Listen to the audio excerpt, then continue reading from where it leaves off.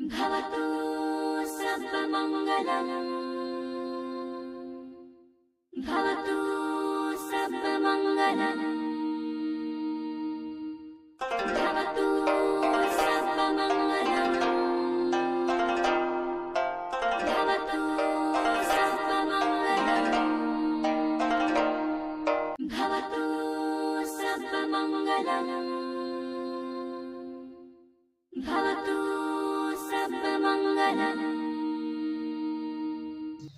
ശീലം ജീവിതത്തിൽ മനുഷ്യർക്കും മൃഗങ്ങൾക്കും അതുപോലെ പറന്നു പോകുന്ന പക്ഷികൾക്കും നദിയിൽ കിടക്കുന്ന മത്സ്യത്തിന് പോലും ശീലം പ്രാക്ടീസ് ചെയ്യുന്ന ജനമാണ് മനുഷ്യർ. പക്ഷികളെ പിടിച്ചുകൊണ്ടുവന്ന് കൂട്ടിക്കൊണ്ടുവന്ന് വളർത്തുക, അതിന് ശീലം പ്രാക്ടീസ് ചെയ്യുക, അതിനുശേഷം അതിനെ സംഭാഷണം കൊടുക്കുക, അതിനെക്കൊണ്ട് സംസാരിക്കുക, അത് സംസാരിക്കുക, നമ്മൾ സന്തോഷിക്കുക. കാട്ടിൽ കിടക്കുന്ന മൃഗങ്ങളെ പിടിച്ചുകൊണ്ട് വന്നു നമ്മൾ എന്ത് ചെയ്യുക, ശീലങ്ങൾ കൊടുക്കുക, വളർത്തുക, അതിനെ സംസാരിപ്പിക്കുന്ന രീതിയിലേക്ക്, നമ്മൾ പറയുന്ന കാര്യങ്ങൾ മനസ്സിലാവുന്ന രീതിയിലേക്ക് അതിനെ ട്രെയിനിങ് ചെയ്യുക, അതിനെ വീണ്ടും സന്തോഷിപ്പിക്കുക. പക്ഷേ നമ്മൾ എത്രമാത്രം ശീലത്തിൽ പ്രാക്ടീസ് ചെയ്യുന്നു, നമ്മുടെ സ്വഭാവം, നമ്മുടെ ശീലം, നമ്മുടെ പ്രവൃത്തി, ഇതൊക്കെ എത്രമാത്രം നമ്മൾ ഗുണപ്പെട്ടു എന്ന് നമ്മുടെ സുഹൃത്തുക്കളോടും നമ്മുടെ ബന്ധുമിത്രാദികളോടും നമ്മുടെ അച്ഛനും അമ്മയും സഹോദരങ്ങളൊക്കെ നിന്റെ ശീലം, നിന്റെ പ്രവൃത്തി, നിന്റെ സംഭാഷണങ്ങൾ ശരിയല്ല എന്ന് പറയുമ്പോൾ നമുക്കുണ്ടാവുന്ന ദുഃഖവും അല്ലെങ്കിൽ വേദനകളും വളരെ കഠിനമാണ്. അത് എന്തുകൊണ്ടെന്ന് വെച്ചാൽ നമ്മുടെ മാതാപിതാക്കൾക്ക്, അച്ഛനും അമ്മയ്ക്കും യഥാർത്ഥ സംഭാവന അല്ലെങ്കിൽ സമ്പത്ത് എന്ന് പറഞ്ഞത് 5 പഞ്ചശീലങ്ങൾ പറഞ്ഞു തരാത്തത് കൊണ്ടാണ്. പക്ഷെ പറയുന്നുണ്ട്, 5 പഞ്ചശീലങ്ങൾ പറയുന്നുണ്ട്.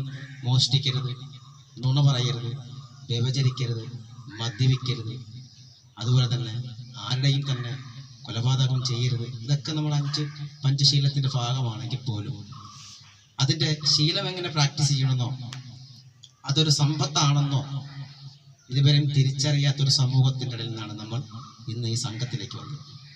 ഇതൊരു പഞ്ചശീല പ്രാക്ടീസ് സെന്ററാണ്. ഇവിടെ വളരെ ശീലത്തിന് പ്രാക്ടീസ് ഉണ്ട്. വ്യക്തികൾക്ക് ബഹുമാനം കൊടുക്കുന്നു. അതുപോലെ ഇവിടെ വെച്ചിരിക്കുന്ന ഭഗവാൻ ബുദ്ധന്റെ സ്റ്റാച്യുവിനെ എത്രമാത്രം ബഹുമാനിക്കുന്നു, അതുപോലെ തന്നെയാണ് സമൂഹത്തിൽ നമ്മളെ തന്നെ ബഹുമാനിക്കുന്നത്. നമ്മൾ ഒരിക്കലും നമ്മളെ ബഹുമാനിക്കുന്ന തരത്തിലേക്കൊന്നും മാറ്റപ്പെട്ടില്ല. മറിച്ച് നമ്മൾ മറ്റൊരാളെ ബഹുമാനിക്കുന്ന തരത്തിലേക്കാണ് നമ്മൾ മാറിപ്പോകുന്നത്. അതുകൊണ്ട് ഞാൻ അദ്ദേഹം വന്നപ്പോൾ എഴുന്നേറ്റ് കൊടുത്തു, ഞാൻ അദ്ദേഹം വന്നപ്പോൾ കൈ തൊഴുതു. ഇത് നമ്മുടെ ബഹുമാനം ഉണ്ടായതിനു ശേഷം നടക്കുന്ന സംഭവമാണ്. ഒരിക്കലെങ്കിലും നമ്മളെ ബഹുമാനിച്ചിട്ടുണ്ടോ എന്ന് വെച്ചാൽ ഇല്ല. അതിൻ്റെ ഒരു ഏറ്റവും പ്രധാനപ്പെട്ട കാര്യമാണ് 5 പഞ്ചശീലങ്ങൾ.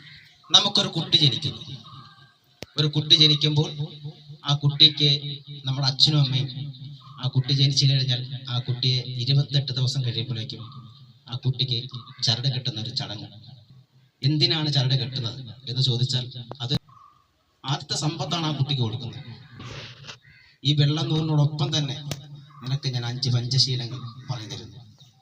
ഇതാണ് ജീവിതത്തിന്റെ അടിസ്ഥാനമായി നീ കാത്തു സൂക്ഷിക്കേണ്ട സമ്പത്ത്. 7ാമത്തെ വയസ്സ് വരുമ്പോൾ ആ മകൻ തൻ്റെ പിതാവ് 7 വർഷം വരെ പറഞ്ഞു കൊടുത്ത 5 പഞ്ചശീലങ്ങൾ തിരിച്ച് മകൻ അച്ഛനെ പറഞ്ഞു കേൾപ്പിക്കുകയാണ്. അച്ഛൻ പറഞ്ഞു തന്ന 5 പഞ്ചശീലങ്ങൾ ഞാൻ പരിപൂർണമായി പഠിച്ചിരിക്കുന്നു. ഇനി എനിക്ക് വേണ്ടത് ധമ്മമാണ്. ധമ്മത്തിലേക്ക് എത്തിക്കാൻ വേണ്ടി മകൻ അച്ഛൻ എവിടെയാണോ സംഘത്തിൽ പോയിരിക്കുന്നത് അല്ലെങ്കിൽ സെന്ററിൽ പോയിരിക്കുന്നത് ആ സെന്ററിനെ കൈപിടിച്ചുകൊണ്ട് ഈ ഭഗവാൻ ബുദ്ധന്റെ അടുത്തേക്ക് കൊണ്ടെത്തുക. ഇവിടെ വരുമ്പോൾ നമുക്കൊരു ബുദ്ധവിഷുവുണ്ട്, തമ്മാചാര്യന്മാരുണ്ട്, ആയിരക്കണക്കിന് ഉപാസകരുണ്ട്. അവരെ കഴുത്തുനിന്നെല്ലാം ധമ്മങ്ങൾ കേട്ട് അവ നല്ലൊരു മനുഷ്യനാകും. ഈ 5 പഞ്ചശീലങ്ങൾ കൊടുക്കാൻ ആ പിതാവിനും ആ മാതാവിനും പറ്റിയില്ലെങ്കിൽ ആ കുട്ടി 60 വയസ്സായാലും 70 വയസ്സായാലും 80 വയസ്സായാലും അതുപോലെ 40 വയസ്സ് 30 വയസ്സ് 20 വയസ്സായാലും ആ കുട്ടി ഈ സമൂഹത്തിന് നാണം കെടുത്തും, ആ കുടുംബത്തിന് നാണം കെടുത്തുന്നു. എന്താണ് 5 പഞ്ചശീലങ്ങൾ? 1, ആരെയും കൊലപാതകം ചെയ്യരുത്. അതുപോലെ തന്നെ ആരുടെയും വസ്തു മോഷണിക്കലും, അതുപോലെ തന്നെ കളവ് പറയരുത്, വ്യഭിചരിക്കരുത്, അതുപോലെ തന്നെ ആരും തന്നെ ഒരു മനുഷ്യനെയും തന്നെ മോശമായ രീതിയിൽ പെരുമാറരുത്. ഈ 5 പഞ്ചശീലം ആ കുട്ടിക്ക് പറഞ്ഞു കൊടുത്ത് മനസ്സിലാക്കി കഴിഞ്ഞാൽ ആ പിതാവ് ഏറ്റവും വലിയ ശ്രേഷ്ഠനുമാണ്. 5 പഞ്ചശീലത്തിന്റെ വില എന്താണെന്ന് നമുക്ക് ആ കുട്ടി 7 വയസ്സ് കഴിഞ്ഞ് 8, 9, 10, 18, 15 വയസ്സൊക്കെ ആകുമ്പോഴേക്കും ആ കുട്ടിക്ക് 5 പഞ്ചശീലത്തിൽ നിന്നുകൊണ്ട് ജീവിച്ചു പോകുന്ന ആ കുട്ടി ഏറ്റവും നല്ലവൻ. 5 പഞ്ചശീലങ്ങൾ തെറ്റിച്ച് മോശപ്പെട്ടു പോയാൽ ഏറ്റവും മോശപ്പെട്ടവനായി മാറും. നമുക്കൊന്ന് നോക്കാം. ഒരു ആൺകുട്ടി ആയിക്കോട്ടെ, ഒരു പെൺകുട്ടി ആയിക്കോട്ടെ, ആ കുട്ടി വിവാഹ പ്രായമാവുമ്പോൾ ഈ പിതാവ് പെൺകുട്ടിയെ ആലോചിക്കുന്ന, വീട്ടിൽ വന്ന ചെറുക്കൻ അന്വേഷിക്കുന്നതും ചെറുക്കന്റെ ബന്ധുമിത്രാദികൾ വന്ന് അന്വേഷിക്കുന്നതും പരിശ്രമത്വവും അന്വേഷിക്കുന്ന ഇതാണ്. ആ ചെറുക്കനെ കുറിച്ചാണ്.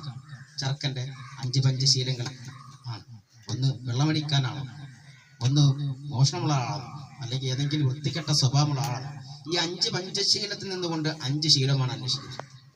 അതിൽ ഏതെങ്കിലും മോശപ്പെട്ടതാണ് എങ്കിൽ ആ ചെറുക്കൻ കൊള്ളില്ല. ഇത് പറഞ്ഞ് ആ വിവാഹം അവിടെ മുടങ്ങാം, അതല്ലെങ്കിൽ അവർ പരസ്പര ധാരണ. ഇത് തന്നെയാണ് പെൺവീട്ടിൽ. പെണ്ണുവീട്ടിൽ വന്നാലും പെൺകുട്ടിയെ കുറിച്ച് പരിശ്രമത്വം അന്വേഷിക്കുന്നത് ഈ 5 പഞ്ചശീലത്തിൽ നിന്നാണ്.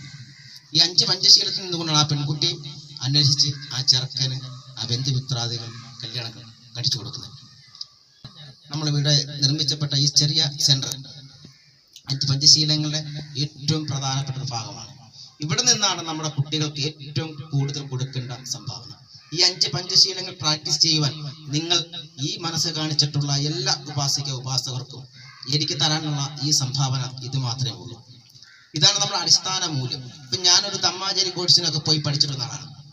ഞാൻ പോലും പഞ്ചശീലങ്ങൾ പ്രാക്ടീസ് ചെയ്താൽ തെറ്റിച്ചു കഴിഞ്ഞാൽ അത് എന്നെ ബാധിക്കും, എൻ്റെ കുടുംബത്തെ ബാധിക്കും. ഞാൻ എവിടെല്ലാം എൻ്റെ കാൽപ്രശ്നങ്ങളിലുള്ള എവിടെല്ലാം എത്തിയിട്ടുണ്ടോ, ആരൊക്കെ അടുത്ത് സംസാരിച്ചിട്ടുണ്ടോ അവരെല്ലാം ബാധിച്ചിട്ടുണ്ട്. അതുകൊണ്ട് ഭഗവാൻ ബുദ്ധൻ പറഞ്ഞത്, നമ്മൾ ഏറ്റവും കൂടുതൽ ഭയക്കേണ്ടത് നമ്മളെ തന്നെയാണ്. നമ്മളെ തന്നെ ഭയന്ന് അത് പ്രാക്ടീസ് ചെയ്ത് ഉണ്ടെങ്കിൽ മാത്രമേ നമ്മുടെ ഈ ഒരു തെറ്റിലേക്ക് പോകാതിരിക്കാൻ പറ്റൂ. അതുകൊണ്ട് ഉപാസകരെ പഞ്ചശീലം പ്രാക്ടീസ് ചെയ്യുന്ന സെന്റർ വളരെ മോശപ്പെട്ട് കിടക്കുകയാണെങ്കിൽ അവരുടെ മനസ്സും അതുപോലെ മോശപ്പെട്ടു, അവരുടെ സ്വഭാവ രീതികളും മോശപ്പെട്ട് തന്നെ പോകും. ഇത് എത്രമാത്രം വൃത്തിയുള്ളതായി സൂക്ഷിക്കുന്നു, എത്രമാത്രം പവിത്രമുള്ളതായി നിങ്ങൾ സൂക്ഷിക്കുന്നു, അത്രയും പവിത്രമായി മാറും നിങ്ങളുടെ ശരീരത്തിന്റെ, മനസ്സിന്റെ, അതിനകത്ത് നടക്കുന്ന ഓരോ അസ്ഥിയും ഓരോ നരമ്പുകളും ഓരോ ചിന്തകൾക്കും അതിന് വളരെ വിലപ്പെട്ടതാണ്. നിങ്ങൾ സംഘത്തിൽ വരുമ്പോൾ ഒന്ന് ശ്രദ്ധിക്കേണ്ടത്, ഞാൻ ഇരിക്കുന്ന ഇരിപ്പിടം എത്രമാത്രം മോശപ്പെട്ടതാണ്, ഞാൻ ഇരിക്കുന്ന ഇരിപ്പിടം എത്രമാത്രം നല്ലതാണ്. അതിൽ ഏറ്റവും നല്ലതും പനലും കണ്ടെത്തി അത് മാറ്റിയെടുക്കേണ്ടത് ഈ സെന്ററിന്റെ ഉപാസകരാണ്. ഇനി ഓരോ ദിവസം വരുമ്പോൾ നിങ്ങൾ എത്രമാത്രം പുറത്തിറങ്ങിപ്പോയി ധമ്മം പ്രചരിപ്പിച്ചു, അല്ലെങ്കിൽ സുഹൃത്തുക്കളുടെ ദുഃഖത്തിൽ പങ്കാളിത്തം വഹിച്ചു, ഇതൊക്കെ നിങ്ങളുടെ ജീവിതത്തിൽ മാറ്റം വന്നപ്പോൾ ഓരോരുത്തരും ഇവിടെ വന്നുകൊണ്ടിരിക്കും. ഇനി ഈ 2020 ഡിസംബർ 13 വളരെയേറെ പ്രത്യേകത ഉണ്ട്. കാരണം EMS പ്രഭുത്വവാര സംഘം 2015 നവംബർ മാസം 22-ാം തീയതി ദീക്ഷ സ്വീകരിക്കുന്നു. 2021 ഡിസംബർ മാസം 13 ഇന്ന് നിങ്ങൾ ഈ മണ്ണിൽ ഒരിടത്ത് സ്ഥാനം ഉറപ്പിക്കുകയാണ്. ഈ സംഘത്തിന്റെ ചുറ്റുപാടും എല്ലാം ഒന്ന് വൃത്തിയാക്കി, നിങ്ങളുടെ ശരീരം നിങ്ങൾ എങ്ങനെയാണോ രാവിലെയും വൈകിട്ടും എഴുന്നേറ്റ് വൃത്തിയാക്കുന്നത് അതുപോലെ തന്നെ ഈ സംഘവും വൃത്തിയാക്കി ചെയ്യുന്നതോടുകൂടി നിങ്ങളുടെ മനസ്സിനും ശരീരത്തിനും വിജയമുണ്ടാവും. 2015 ഡിസംബർ മാസമാണ് കൊല്ലം ജില്ലയിലെ സംഘം തുടങ്ങുന്നത്. ഡിസംബർ 13 തന്നെ തിരുവനന്തപുരം ജില്ലയിലെ സംഘം സ്റ്റാർട്ട് ചെയ്യുന്നു. ഡിസംബർ 13 തന്നെ പത്തനംതിട്ട ജില്ലയിലും സംഘം സ്റ്റാർട്ട് ചെയ്യുന്നു. അപ്പം ഈ 13 ഒരു ഭയങ്കര പ്രത്യേകത. ഈ ഡിസംബർ 13 EMS പ്രഭുത്വവാര സംഘത്തിന്റെ ഒരു ചരിത്രം തന്നെയായിരിക്കും. എങ്കിൽ ഈ പ്രദേശത്ത് ഇതൊരു പുതുചരിത്രമാണ്. ഇപ്പോൾ ഇതൊരു പുതിയ ചരിത്രമാണെങ്കിലും കഴിഞ്ഞ കാലഘട്ടങ്ങളിൽ ബൗദ്ധചരിത്രത്തിന്റെ ചിന്തയും ആത്മാവും ഇവിടെ ഉറങ്ങിക്കിടപ്പുണ്ട് എന്നുള്ളത് നമുക്കെല്ലാം അറിയാവുന്ന കാര്യമാണ്. ബൗദ്ധവാര സംഘിന്റെ നീക്കങ്ങള് വളരെ ചിട്ടയോടുകൂടിയാണെന്ന് ഉള്ളത് കേരളത്തിലെ ബൗദ്ധമിത്രങ്ങൾക്ക് വളരെയധികം മനസ്സിലായിട്ടുണ്ട്. കാഞ്ഞങ്ങാട് മുതൽ കന്യാകുമാരി വരെയുള്ള സ്ഥലങ്ങളിൽ വിവിധ സെന്ററുകൾ രൂപപ്പെടുത്തുവാൻ ഇന്ന് ബൗദ്ധ ചിന്തയിലൂടെ ഇൻഡസ് പ്രബുദ്ധ ഭാരത സംഘിനും അതിൻ്റെ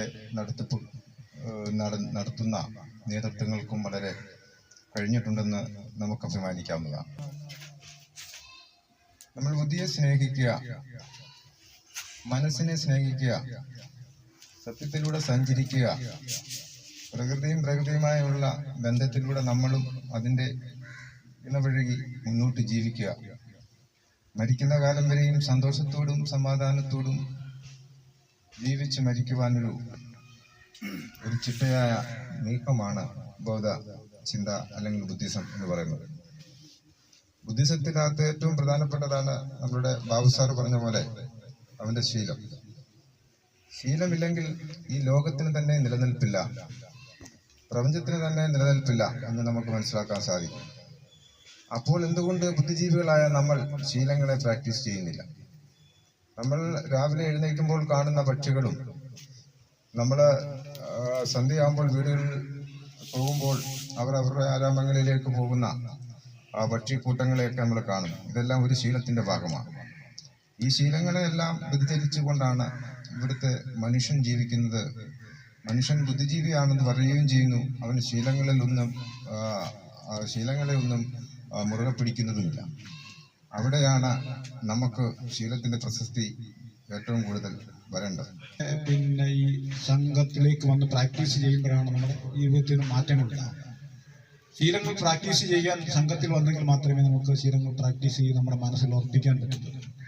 പക്ഷെ അങ്ങനെ വരുമ്പോൾ നമ്മൾ ഒരു വ്യക്തിയായിട്ട് വരാതെ കുടുംബമായിട്ട് വന്ന് നമുക്ക് ഈ പ്രാക്ടീസിൽ പങ്കെടുത്തുകൊണ്ട് നമ്മുടെ കുടുംബത്തിലേക്ക് ഈ വെളിച്ചം കൊണ്ടുവരാൻ ശ്രമിക്കണം. അല്ലാതെ കുടുംബത്തിൽ ഏതെങ്കിലും ഒരു വ്യക്തിക്ക് അറിവിന്റെ ശീലത്തിന്റെ ഈ വെളിച്ചം വീശിയിട്ട് കുടുംബം എന്നുള്ള നിലയിൽ നമുക്ക് മുന്നോട്ട് നീങ്ങാൻ പറ്റത്തില്ല. അപ്പൊ ആ നിലയിൽ എല്ലാവരും പുതിയ ഒരു ദിശാബോധത്തോടു കൂടി ധാർമ്മിക മൂല്യമുള്ള, മാനവിക മൂല്യമുള്ള, സദാചാര മൂല്യമുള്ള ഒരു ജനതയായി നമ്മുടെ വീട്ടിലെ മറ്റംഗത്തെയും നമ്മുടെ അടുത്ത തലമുറയും മാറ്റണമെങ്കിൽ തീർച്ചയായും നമ്മൾ ഈ നിലയിൽ തന്നെ ഫാമിലിയായിട്ട് വന്ന് പ്രാക്ടീസ് ചെയ്യും. ബുദ്ധം ശരണം ഗച്ഛാമി, ധമ്മം ശരണം ഗച്ഛാമി, സംഘം ശരണം ഗച്ഛാമി. ലോകത്തെമ്പാടും നൂറ്റാണ്ടുകളായി നമ്മൾ കേട്ടുകൊണ്ടിരിക്കുന്ന, ഇന്നും കേട്ടുകൊണ്ടിരിക്കുന്ന ത്രിരത്ന വന്ദനങ്ങളാണിത്. ഈ ത്രിരത്ന വന്ദനങ്ങൾ നമുക്ക് ഈ 3 വന്ദനങ്ങളും ഈ 3 രത്നങ്ങളും കൂടിയേ മതിയാവും. അതെന്താണ് എന്ന് ഒരു ചെറിയ വിശദീകരണമാണ്. നമുക്കറിയാം, ബുദ്ധം ശരണം ഗച്ഛാമി, ബുദ്ധനിൽ അഭയം പ്രാപിക്കുന്നു. നാം എന്തിനാണ് ബുദ്ധനിൽ അല്ലെങ്കിൽ ബുദ്ധ അവസ്ഥയിൽ അഭയം പ്രാപിക്കുന്നത്? ബുദ്ധ അവസ്ഥയിൽ നമ്മൾ അഭയം അല്ലെങ്കിൽ ബുദ്ധനെ അഭയം പ്രാപിക്കുമ്പോൾ പാപത്തിന്റെ മോചനമാണ്. പാപത്തിന്റെ മോചനം. ലോകത്ത് വിവിധ മതവിശ്വാസികളും പറയുന്നുണ്ട് പാപത്തെ പറ്റി. പല പല കൺസെപ്റ്റുകളാണ് അവർക്കൊക്കെ. ഭഗവാൻ ബുദ്ധൻ ഒരു വലിയ പാപത്തെ പറ്റി പറയുന്നുണ്ട്. ആ പാപത്തിന്റെ മോചനത്തിനാണ് നമ്മൾ ബുദ്ധനിൽ അഭയം പ്രാപിക്കുന്നത്. ഭഗവാൻ ബുദ്ധൻ പറയുന്ന പാപം എന്താ? ലോകത്തൊരു വലിയ പാപം ഉണ്ടെങ്കിൽ അജ്ഞതയാണ് ഏറ്റവും വലിയ പാപം. അജ്ഞത, അറിവില്ലായ്മ. ആ അറിവില്ലായ്മയാണ് നമ്മളെ എല്ലാ പാപങ്ങളും അല്ലെങ്കിൽ തെറ്റുകളും ചെയ്യിക്കാൻ കാരണമായി തീരുന്നത്. അന്നേരം അതാണ് ഏറ്റവും വലിയ പാപം ഭഗവാൻ ബുദ്ധൻ പറയുന്നത്. അന്നേരം ആ പാപമോചനം നമ്മൾ നേടണമെങ്കിൽ ബുദ്ധനിൽ അഭയം പ്രാപിക്കണം. എന്താണ്? അറിവ് ഇല്ലായ്മയെ പരിഹരിക്കണം, അറിവുള്ളവരായി മാറുക. ബുദ്ധ അവസ്ഥ അല്ലെങ്കിൽ ബുദ്ധത്വം, അറിവ്, വിജ്ഞാനം, ശരിയായ അറിവ്, അത് ലഭിച്ചു കഴിയുമ്പോൾ നമ്മൾ തെറ്റുകളിൽ നിന്ന് പിന്മാറും. അതറിയാത്തത് കൊണ്ടാണ്. അതുകൊണ്ടാണ് നമ്മൾ ബുദ്ധനിൽ അഭയം പ്രാപിക്കുമ്പോൾ നമ്മൾ പാപത്തിൽ നിന്ന് മോചനം നേടുന്നു എന്ന് പറയുന്നത്. അല്ലെ മറ്റു മതക്കാർ പറയുന്ന പോലെ പാപത്തിൽ നിന്ന് മോചനം നേടാൻ ഒരു വിഗ്രഹത്തിന്റെ മുന്നിൽ എന്തെങ്കിലും പൂജ നടത്തുകയോ അല്ലെങ്കിൽ അത്തരത്തിലുള്ള വലിയ വലിയ സമ്പത്തുകൾ കൊടുക്കുമ്പോൾ പൂജയുടെ മൂല്യം കൂടുന്നത് പോലെ എന്നല്ല ഭഗവാൻ ബുദ്ധൻ പറഞ്ഞത്. നിങ്ങൾ അറിവുള്ളവരായി തീരുക. യഥാർത്ഥമായ സത്യം അല്ലെങ്കിൽ യഥാർത്ഥമായ അറിവുള്ളവരായി നിങ്ങൾ മാറുമ്പോൾ നിങ്ങൾക്ക് തെറ്റുകളിൽ നിന്നും പാപത്തിൽ നിന്നും നിങ്ങൾക്ക് മോചനം നേടാൻ കഴിയും. അതാണ് നമ്മൾ പഠിക്കേണ്ടത്. അതാണ് ബുദ്ധ ശരണം ഗച്ഛാമി. അടുത്തതായിട്ട് ധമ്മം ശരണം ഗച്ഛാമി. നമ്മൾ ധമ്മത്തിൽ അഭയം പ്രാപിക്കണം. ഭഗവാൻ ബുദ്ധൻ നമുക്ക് പറഞ്ഞു തന്ന ധമ്മം, പഞ്ചശീലങ്ങളും അഷ്ടാംഗമാർഗങ്ങളും ഒക്കെ, അത് നമ്മുടെ ധമ്മാചാരികളും ഒക്കെ ഇവിടെ പറഞ്ഞിട്ടുണ്ട്. ധമ്മത്തെ പറ്റി വിശദീകരിച്ച് നമുക്ക് പറഞ്ഞു തന്നിട്ടുണ്ട്. പഞ്ചശീലങ്ങളെല്ലാം നമ്മുടെ ജീവിതത്തിൽ വളരെ അടിസ്ഥാനപരമായ കാര്യങ്ങളാണ്. അതില്ലാതെ ഈ പ്രപഞ്ചത്തിന് തന്നെ മുന്നോട്ട് പോകാൻ കഴിയില്ല. ലോകത്തെല്ലാവർക്കും സന്തോഷത്തോടും സമാധാനത്തോടും ജീവിക്കണമെങ്കിൽ പഞ്ചശീലങ്ങൾ ഉണ്ടായാലേ മതിയാവും. അന്നേരം അതിൽ നമ്മൾ ശരണം പ്രാപിക്കണം തീർച്ചയായും. അടുത്തതായിട്ട് സംഘം ശരണം ഗച്ഛാമി. നമ്മൾ സംഘത്തിൽ അഭയം പ്രാപിക്കണം. ഇപ്പോൾ നമ്മൾ സംഘത്തിലാണ് അഭയം പ്രാപിച്ചുകൊണ്ടിരിക്കുന്നത്. സംഘത്തിൽ എന്തിനാണ് നമ്മൾ അഭയം പ്രാപിക്കുന്നത്? സാധാരണ മനുഷ്യർക്ക് പഞ്ചശീലങ്ങളോ അഷ്ടാംഗമാർഗങ്ങളോ ഒന്നും തന്നെ പെട്ടെന്ന് മനസ്സിലാക്കാൻ കഴിഞ്ഞെന്ന് വരില്ല. സംഘത്തിലേക്ക് നമ്മൾ ചെല്ലുമ്പോൾ ബുദ്ധഭിക്ഷുക്കളും അതുപോലെ ധമ്മാചാരികളും ഒക്കെ നമുക്ക് ലളിതമായിട്ട് ധമ്മത്തെ പറ്റിയും ബുദ്ധനെ പറ്റിയൊക്കെ നമ്മളെ പഠിപ്പിച്ചു തരും, അല്ലെങ്കിൽ നമുക്ക് അറിയിച്ചു തരും. മെഡിറ്റേഷൻ ഇങ്ങനെയുള്ളതൊക്കെ നമുക്ക് ധമ്മാചാരികളും ബുദ്ധഭിക്ഷുക്കളും ഒക്കെ നമുക്ക് പറഞ്ഞു തരും. അന്നേരം അവിടെ നമ്മൾ അഭയം പ്രാപിച്ചാലേ ബുദ്ധനെ പറ്റിയും ബുദ്ധന്റെ ധമ്മത്തെ പറ്റിയും നമുക്ക് മനസ്സിലാക്കാൻ കഴിയുള്ളൂ. അതുകൊണ്ട് തീർച്ചയായും നമ്മൾ ധമ്മത്തിൽ സംഘത്തിൽ അഭയം പ്രാപിക്കും. അന്നേരം ഇതെല്ലാം വെവ്വേറെയാണ്, എന്നാൽ എല്ലാം പ്രധാനവുമാണ്. എന്നാൽ ഏതെങ്കിലും ഒന്നിൽ മതിയോ എന്നൊരു പക്ഷെ ചോദിച്ചേക്കാം. നമുക്ക് കാണാൻ കഴിയുന്നതാണ്, ബുദ്ധനെ പറ്റി ഒരുപാട് അറിവുകളും ജ്ഞാനവും ഒക്കെ ഉള്ള ഒരുപാട് ആൾക്കാർ നമ്മുടെ സമൂഹത്തിലുണ്ട്. പക്ഷെ അവരാരും തന്നെ ധമ്മത്തിന്റെ അല്ലെങ്കിൽ ബുദ്ധ മതത്തിന്റെ ധമ്മത്തിന്റെ യഥാർത്ഥമായ വിജയത്തിലേക്ക് അവർക്ക് എത്തിച്ചേരാൻ പൂർണ്ണമായിട്ട് കഴിഞ്ഞിട്ടില്ല. ധമ്മം പഠിച്ചവരുണ്ട്, പക്ഷെ അവര് ധമ്മത്തിൽ മാത്രം കുടികൊണ്ടാലും, പക്ഷെ അവര് സംഘത്തിലേക്ക് വന്ന് ധമ്മം ശരിയായവണ്ണം അറിയാവുന്നവർ സംഘത്തിൽ വന്നാൽ ഒരുപാട് പേർക്ക് ആ ധമ്മം പകർന്നു കൊടുക്കാൻ പറ്റും. ഭഗവാൻ ബുദ്ധൻ അതാണ് ചെയ്തത്. തന്നിലെ വെളിച്ചം മറ്റുള്ളവർക്ക് കൂടി പകർന്നു കൊടുക്കും. അന്നേരം അവിടെ സംഘത്തിലേക്ക് വന്നാലേ പറ്റും. അതാണ് അതിന്റെ ബന്ധം കിടക്കുന്നത്. അതുപോലെ തന്നെ സംഘം ശരണം ഗച്ഛാമി. സംഘത്തിൽ മാത്രം നമ്മൾ ശരണം പ്രാപിച്ച് ഇതെല്ലാം കിട്ടുമല്ലോ. അന്നേരം സംഘത്തിൽ ശരണം പ്രാപിക്കും. പക്ഷെ സംഘത്തിൽ മാത്രം ശരണം പ്രാപിച്ചാൽ മതി. അവിടെയാണ് നമ്മൾ സംഘത്തിൽ കൃത്യമായി നമ്മൾ എല്ലാവരും പങ്കെടുക്കുന്നു. പക്ഷെ ബുദ്ധനെയോ അല്ലെങ്കിൽ ധമ്മമോ ജീവിതത്തിൽ ഒന്നും തന്നെ പരിപാലിക്കാതെ നമ്മൾ പോയാൽ എങ്ങനെയായി വരും? അവിടെയും പ്രശ്നമാണ്. അന്നേരം അതുകൊണ്ടാണ് നൂറ്റാണ്ടുകളായി ഇന്നും ലോകരാജ്യങ്ങളിലെല്ലാം ബുദ്ധം ശരണം ഗച്ഛാമി, ധമ്മം ശരണം ഗച്ഛാമി, സംഘം ശരണം ഗച്ഛാമി എന്ന് പറയും. ഈ 3 ത്രിരത്നങ്ങളും നമുക്ക് കൂടിയേ മതിയാവും. ഒരു ചെറിയ ഉദാഹരണം പറഞ്ഞാൽ, 3 വീലുള്ള ഒരു വാഹനം, അതിന്റെ ഏതൊരു വീലിന് എന്തെങ്കിലും കംപ്ലൈന്റ് പറ്റിയാൽ അതിന് മുന്നോട്ട് പോകാൻ കഴിയില്ല. അത് 3 വീലും ഉണ്ടെങ്കിലേ അതിന് മുന്നോട്ട് സഞ്ചരിക്കാൻ കഴിയുള്ളൂ. അതുപോലെയാണ് ബുദ്ധധമ്മത്തിന്റെ വിജയത്തിന് പൂർണ്ണമായും നമ്മുടെ ജീവിതത്തിലെല്ലാം ബുദ്ധവും അതുപോലെ തന്നെ ധമ്മവും സംഘവും എല്ലാം പൂർണ്ണമായും ഉണ്ടായാൽ മാത്രമേ നമുക്ക് നമ്മുടെ ജീവിതത്തിലും കുടുംബത്തിലും ഈ സമൂഹത്തിനും വിജയിക്കാൻ കഴിയൂ എന്ന് പറഞ്ഞുകൊണ്ട് നമോ ബുദ്ധായ ജയ് ഭീം.